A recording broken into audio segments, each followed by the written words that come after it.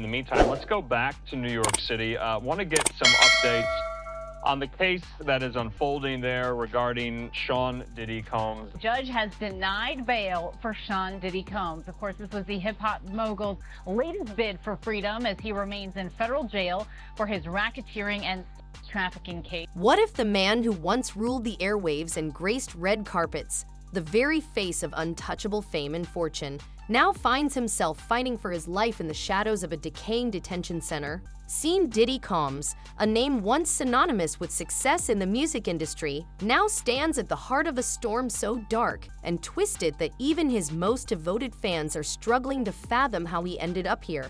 The days of private jets, extravagant parties, and designer suits are long gone. In their place are cold, unyielding walls, relentless whispers of conspiracy, and the crushing fear that he may never break free from the grip of a system seemingly built to destroy him. Incredible. And, it brings into context our whole system of innocent until proven guilty. Why is he not being given bond? And, we can debate that all day long. All people are likely to flee or get away. When he's got the resources to flee, he's so recognizable, he is innocent until proven guilty. Well, yeah, but, we have to recognize there are degrees of innocent until proven guilty. When you have this much. Diddy's imprisonment at the Metropolitan Detention Center in Brooklyn, a facility infamous for its grim conditions, has sent shockwaves around the world. The once flashy mogul, celebrated for his charismatic presence and larger-than-life persona, now cuts a starkly different figure, gaunt, gray-haired, and seemingly defeated. Reports from inside paint a chilling portrait of a man who once seemed untouchable, now reduced to a shadow of his former self. Observers at recent court appearances have described him as shockingly thinner, barely recognizable, compared to the vibrant icon of just months ago. As one journalist remarked, the man who once flaunted a life of luxury now looks utterly transformed, an inevitable outcome after enduring months in a federal detention center. The conditions Diddy faces are nothing short of harrowing. The Metropolitan Detention Center has earned its reputation as a living nightmare, described by some inmates as hell on earth. With chronic understaffing, severe overcrowding, and a litany of maintenance issues, the facility presents a relentless challenge to survival. Inmates endure freezing winters, sweltering summers, and unsanitary conditions that would crush even the strongest spirits.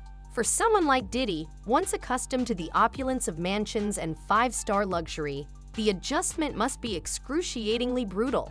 The stark contrast between his former life and his current reality speaks volumes about the harshness of his situation and the fragility of even the most seemingly unshakable lives. It's a legitimate concern. No judge wants to wake up and read the headlines and say, oh, they treated this guy special and they gave him bond. So now he's gone and he fled from justice. So that's what's in the back of this judge's mind. On the other hand, we deal with cases where clients have significant funds sometimes. Sometimes with this money you can craft solutions. Years ago it was the ankle brace, the ankle monitor. The conditions aren't the only thing taking a toll on Diddy. Rumors from inside the prison suggest he's being deliberately targeted. Some claim his food is being tampered with, leading to reports that he's refusing to eat meals provided by the facility. Instead, he's allegedly surviving on commissary snacks, a stark contrast to the gourmet meals he once relished.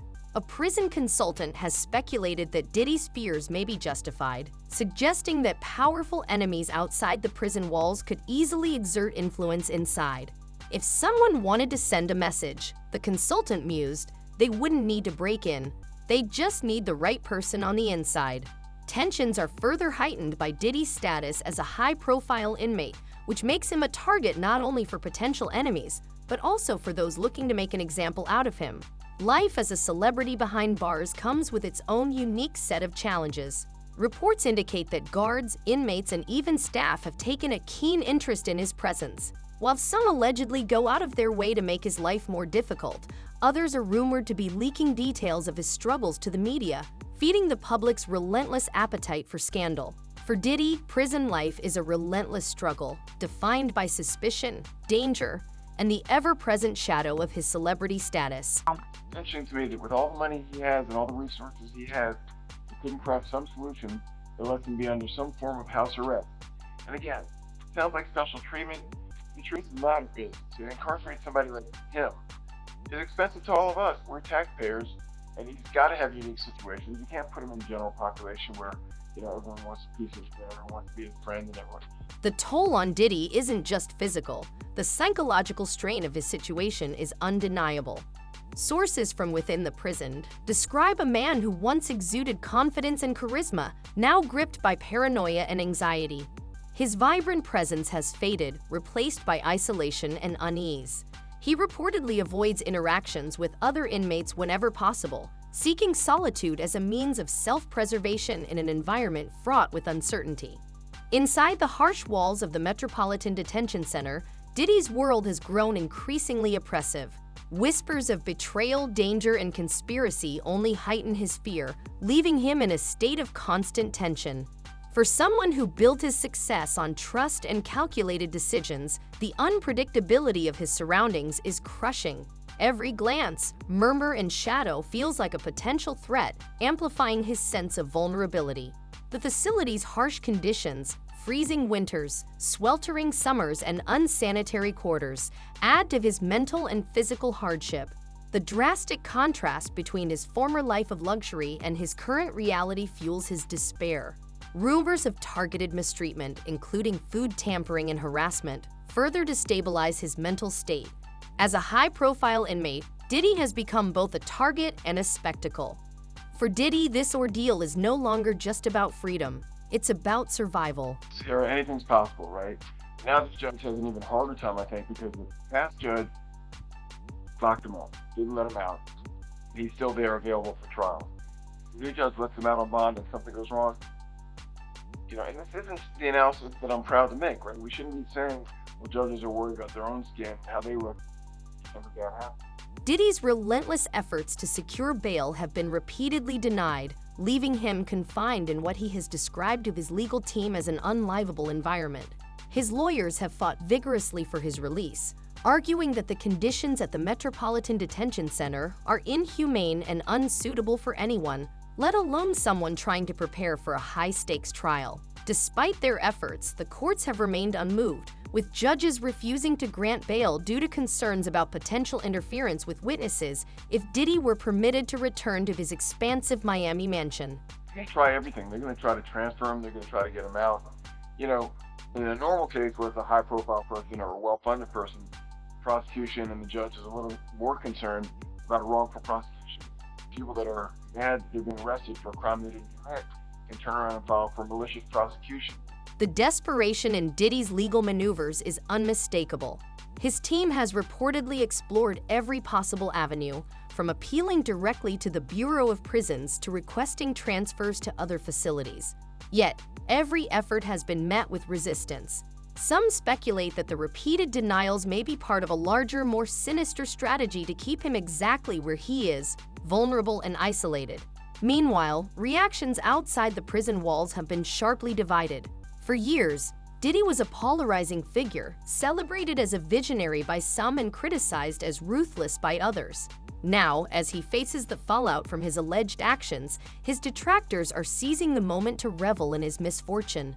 Whispers of schadenfreude echo among those who claim to have been wronged by him in the past. He's finally getting what he deserves. One anonymous source reportedly said, their tone heavy with a long-awaited sense of vindication. While his supporters mourn his downfall, others see it as the reckoning of a man who, in their eyes, wielded his power unchecked for too long. For Diddy, the public's divided opinion only adds to the weight of his isolation behind bars. Diddy will be sued, and I say will be because nothing has been filed yet, by at least 120 people in the next 30 days. So, even as some celebrate Diddy's downfall, others cannot help but feel a sense of pity. This isn't just the story of a fallen star, it's a cautionary tale about the dangers of power and the fragility of human dignity. Watching Diddy waste away in a detention center notorious for its inhumane conditions has prompted many to question whether the punishment truly fits the crime. How much suffering is necessary to satisfy the demands of justice? At what point does the line between accountability and cruelty begin to blur? As the days drag on and weeks turn into months, Diddy's situation continues to worsen. Reports suggest he's losing weight at an alarming rate, his once muscular frame now reduced to a frail shadow of its former self. Observers at his court appearances have noted how his clothes hang loosely on his body, a stark contrast to the perfectly tailored suits he once wore with pride. His face, once so full of life, now appears hollow and gaunt. His eyes, sunken and filled with a haunting mixture of fear and resignation, tell a story of a man who is not just physically fading but mentally and emotionally unraveling as well. Every jail is bad. Some jails are worse than others. And the problem, again, is if you move him, why is he getting special treatment?